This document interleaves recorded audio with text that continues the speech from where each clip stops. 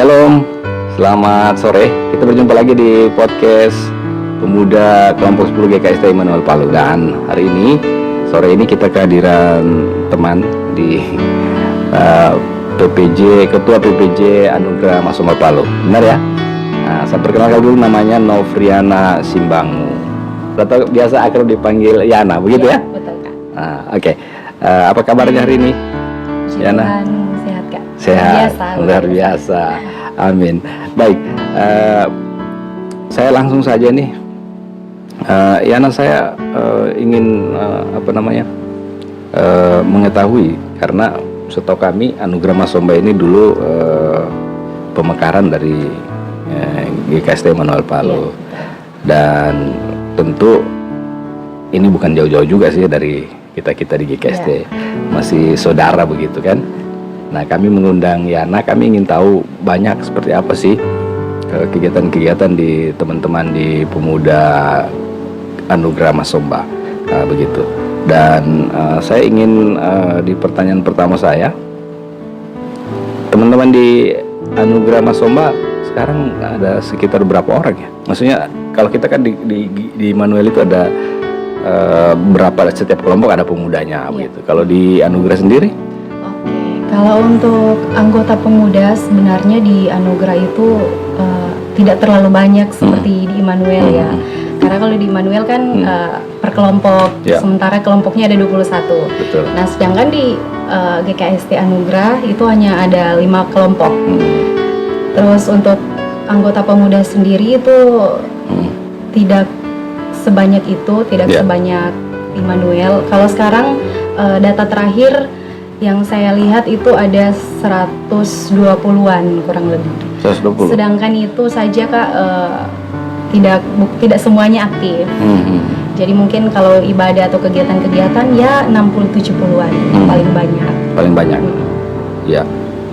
Selain teman-teman pemuda itu, selain yang merupakan anak-anak dari yang ada di kelompok itu atau yang ada di gereja itu atau ada di Anugerah, ada juga kah teman-teman yang merantau, datang kerja di Palu atau datang kuliah atau sekolah yang tergabung di teman-teman pemuda ya?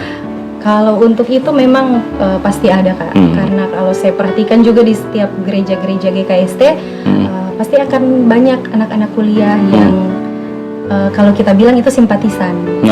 Ketika mereka datang ibadah situ, otomatis mereka akan ikut gabung di pemuda. Kalau untuk sekarang di Anugerah itu lumayan ada beberapa simpatisan yang sekarang masih tetap ikut di pemuda kita selama mereka masih kuliah atau bekerja di Palu.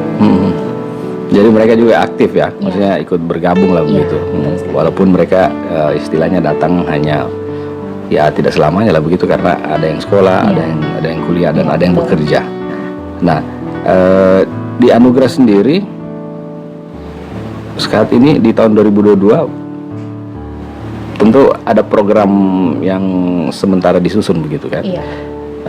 Tapi saya sebelum ke pertanyaan itu, sebelum jawaban itu nanti Yana menyampaikan, ya saya ingin tanya dulu, Yana sudah periode keberapa ini? Pertama atau? Kalau untuk periode pertama sebagai ketua ya. Nah, ini periode pertama. Periode pertama. Tahun-tahun sebelumnya itu bendahara, sekretaris juga. Ini baru jadi ketua. Sistem pengkaderannya bendahara, sekretaris, naik ketua. Oh, luar biasa itu. Teman-teman. Jadi jenjangnya lengkap ini. Jadi dari bendahara naik sekretaris kemudian ketua. Nanti jadi ketua pemuda klasis. Iya.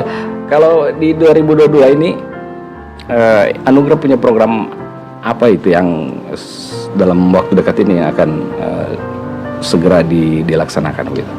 Kalau untuk program kerja sebenarnya banyak ya, karena boleh dikata kita kan masih kepengurusan baru. Tentu saja sudah banyak program-program kerja yang kita susun supaya pelayanan pemuda itu lebih kompak, lebih menyatu gitu ya. Kalau untuk program kerja yang dekat-dekat ini mungkin ada juga beberapa program kerja yang besar-besar tapi sudah terrealisasi dalam bulan ini. Misalnya kemarin kegiatan Pasca Pemuda, terus ada kegiatan kunjungan kasih itu ke wilayah PI. Pekalbaran Injil. Ya, di daerah Salungkenu. Salungkenu, daerah mana itu Iya, ya? Donggala. Oh, Donggala. Lembasada ke sana Kak, Wah, ke atas. lumayan Di atas jauh itu. gunung, di atas gunung. Kalau bicara Lembasada itu pasti agak di bukit-bukit lah Iya gitu. betul, di atas 2 jam kita mendaki 2 jam. Itu kita baru lakukan 2 minggu kemarin. Kita berkunjung ke sana ke daerah PI itu bersamaan dengan pertukaran pendeta kita, pertukaran gitu. pelayanan. Jadi kita sekalian melakukan kunjungan kasih dari pemuda. Baik. Nah, saya sebelum lanjut ke pertanyaan berikut, saya belum sempat tanya tadi nih. Yana ini aktivitasnya apa ya? Oke, sekarang kuliah Kak. Oh, kuliah, mahasiswi. Iya, mahasiswi. Di mana? Mahasiswi di Untat. Oh, di Untat. Oh ya, luar biasa. Mahasiswi masih mau menyibukkan diri dengan pelayanan pemuda. Jadi ketua organisasi pemuda itu kan lumayan banyak lah waktu yang terbagi di situ. Iya, betul. Bagaimana tips atau trik untuk membagi waktu itu? Oke, berbicara tips dan trik ya, karena sebelumnya saya sedikit cerita ini Kak. Ya. Sebelumnya kan saya kerja 7 tahun, hampir 8 tahun. Cuman kemarin pas bulan Januari sudah resign. Dan juga karena saya harus fokus menyelesaikan studi. Ya. Ini kan sudah semester akhir, semester 8. Puji Tuhan, waktu saya masih sambil kerja, kuliah, dan juga dipercayakan jadi pengurus pemuda, jadi ketua pemuda, memang ada banyak hal-hal yang susah dihandle istilahnya. Susah saya mau bagi waktu, bagaimana. Terutama waktu pertama saya dipilih sebagai ketua, itu betul-betul jadi pergumulan, karena waktu itu posisi masih kerja. Terus masih kuliah di semester akhir. Saya bilang, Tuhan bagaimana saya harus bagi waktu saya, mau urus pemuda kan, bukan hal yang mudah mengurus orang.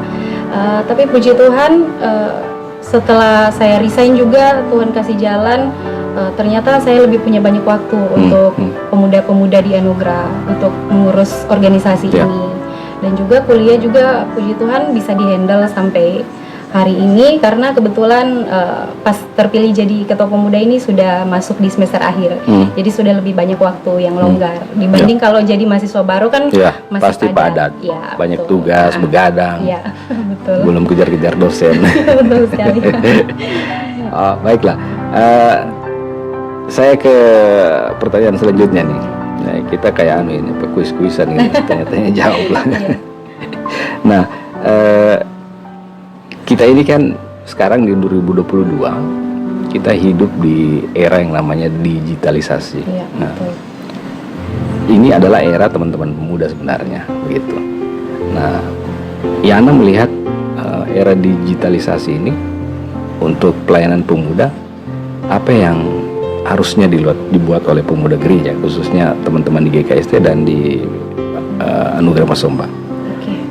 Kira-kira apa ya kita harus berbuat apa begitu? Iya, bagaimana respon kita? Bagaimana respon kita untuk dengan teknologi yang semakin pesat ini? Iya, kalau dari saya paling utamanya itu harusnya pemuda GKST itu, saya ingat ini kata-katanya Ketua PPJ Immanuel yang di podcast iya, siap.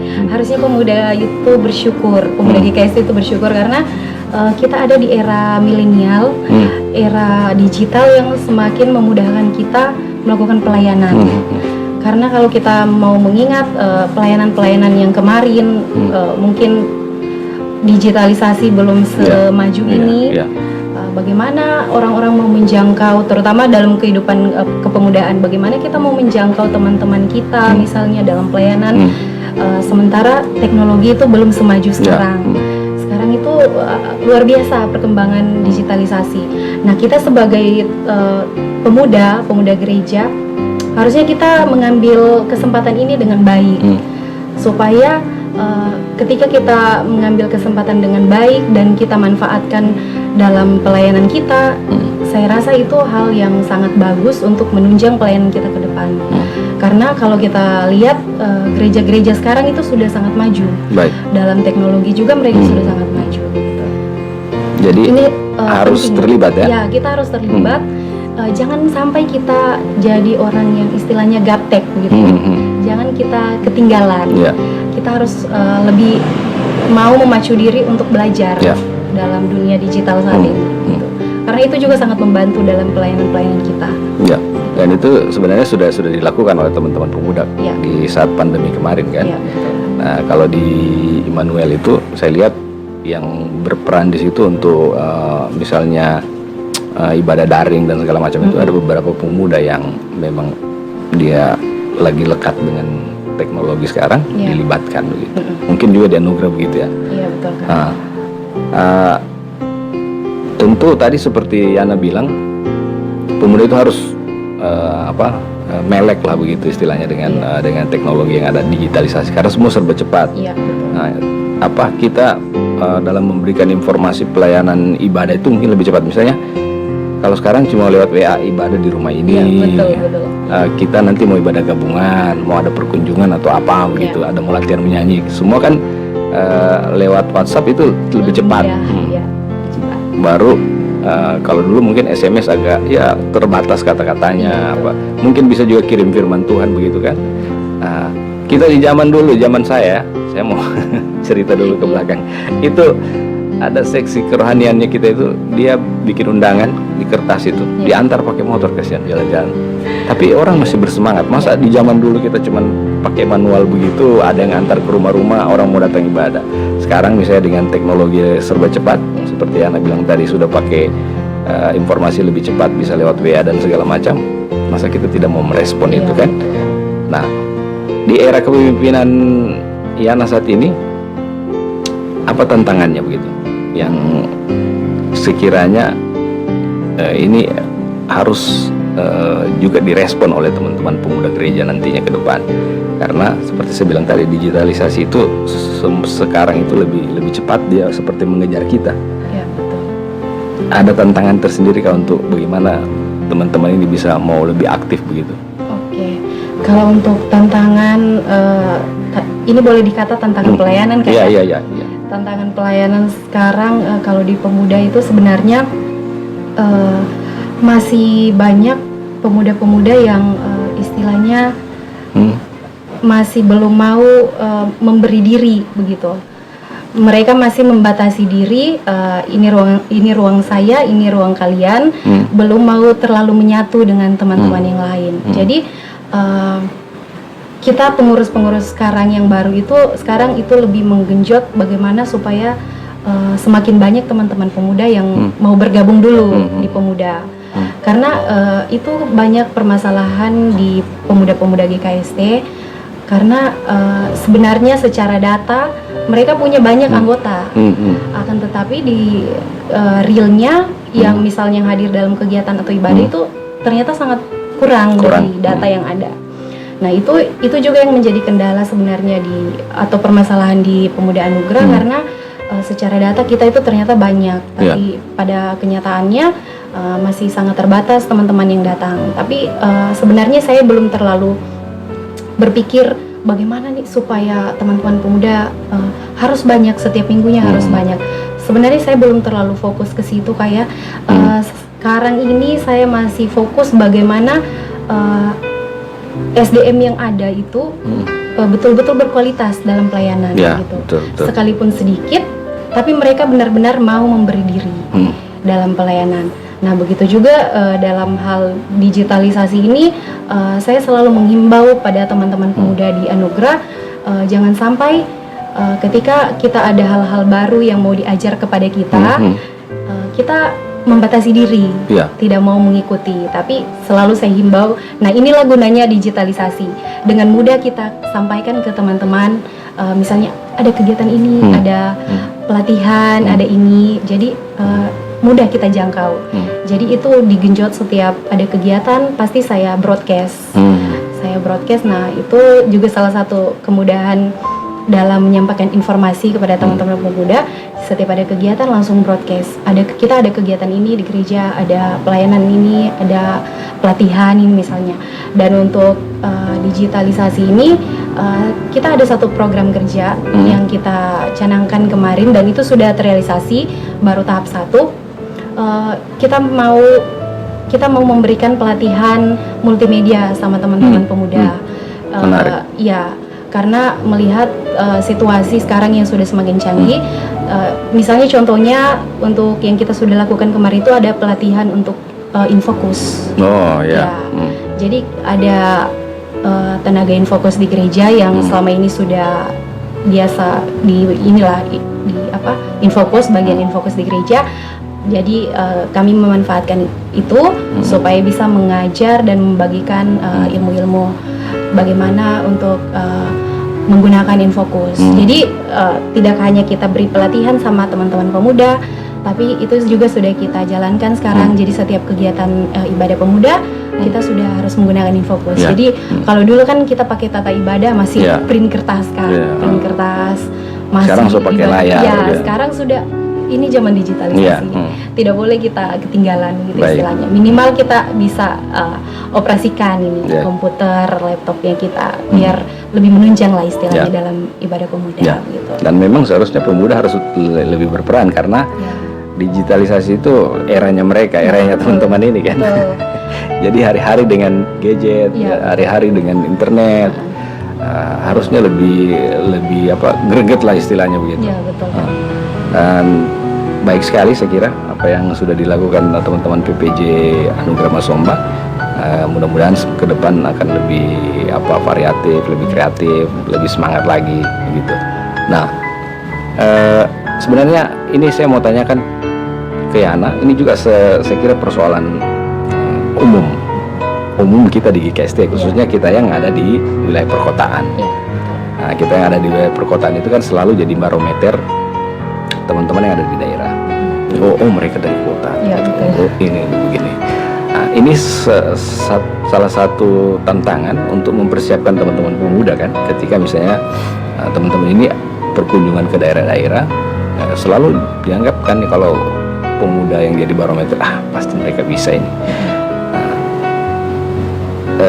Saya ke ini, bagaimana teman-teman di Anugerah mempersiapkan kader-kader pemuda ini, misalnya dalam pelayanan-pelayanan, misalnya ketika misalnya berkunjung tadi kemana, ke Donggala, ke daerah Salukeno, ya, itu pasti nanti ketika di sana ada kita minta tolong dulu pemuda untuk berdoa. Betul.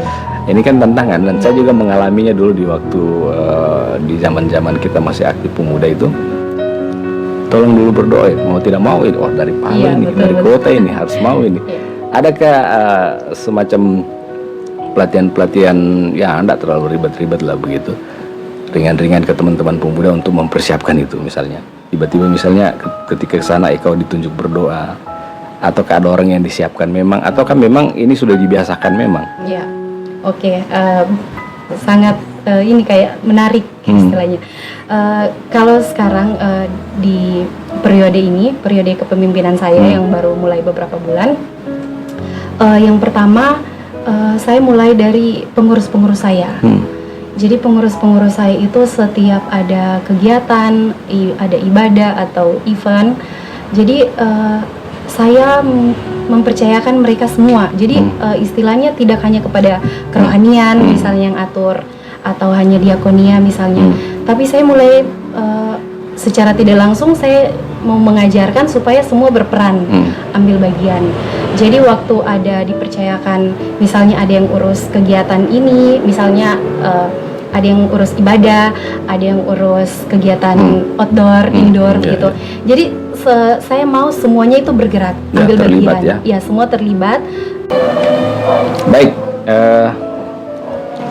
perbincangan kita sore hari ini menarik dan sepertinya kita harus mengakhiri karena kita juga dibatasi waktu. Dan sebenarnya banyak yang akan kita diskusikan bersama Yana untuk edisi kali ini, tapi karena kita dibatasi waktu, saya kira ya kita harus menutup sampai di sini. Tapi sebelum di akhir perbincangan kita ini, saya ingin Yana semacam closing statement lah begitu. Apa yang Yana mau sampaikan ke teman-teman, khususnya kita pemuda GKST? Ya, oke, terima kasih Kak. Untuk teman-teman pemuda GKST, dimanapun kalian berada, yang diberi kesempatan untuk menonton video ini, satu hal yang mau saya sampaikan bahwa berikan yang terbaik selagi kita masih muda, selagi Tuhan masih berikan kita kesempatan. Bawa diri kita untuk masuk dalam pelayanan, karena bekerja dalam ladang Tuhan itu luar biasa.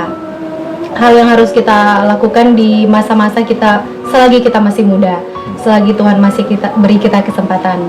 Saya ingat saya pernah baca di buku, berikan bunga mekar sama Tuhan, jangan kasih Tuhan bunga layu. Jadi ketika kita berikan yang terbaik selagi kita masih muda, maka Tuhan pasti akan memberikan yang terbaik juga dalam kehidupan kita. Karena masa depan kita sungguh ada dan harapan kita tidak akan hilang. Jadi mari bawa diri kita dalam pelayanan, mari bangun persekutuan dalam gereja kita, bertumbuh dan berakar di gereja kita masing-masing, terutama mau membangun gereja kita, pemuda GKST mau membangun GKST untuk lebih maju lagi, karena kita adalah generasi penerus sekaligus juga generasi masa kini gereja. Jadi kalau bukan kita, siapa lagi yang akan membangun GKST untuk lebih maju ke depannya. Baik, luar biasa. Ini kalau 1 jam nggak cukup ini. Terima kasih Yana atas waktunya sudah mau menghadiri undangan podcast kami di sore hari ini. Dan next time kita akan bisa berbincang lagi dalam tema-tema lain jika ada kesempatan. Baik, saya akhiri ya. Saya Roni Sandi pamit bersama Yana. Terima kasih atas kebersamaan Anda. Selamat sore, shalom. Shalom. Sampai berjumpa lagi.